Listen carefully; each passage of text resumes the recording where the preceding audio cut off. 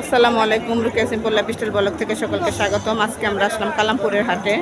এখানে দাম দর সব বলে দেবো। এখানে এটা হলো ধামরাই জেলার ধামরাই থানার ঢাকা জেলার হাটটা। তো এটা অনেক বড় হাট, গরুর হাট। তো এখানে সব ধরনেরই হাট আছে। তো এখন এই কয়দিন হাটের ঈদের যে 2-3 দিন আছে, সেই 2-3 দিন ধরে এখানে হাটটা বসবে। যে যে নিতে চান, তো গরু কিনতে চান, এখানে সুবিধামূলকভাবে কিনতে পারবেন এখানে। তো চলে আসেন, আমাদের এখানে অনেক সুবিধা আছে। এখানে বাটপার কমই আছে।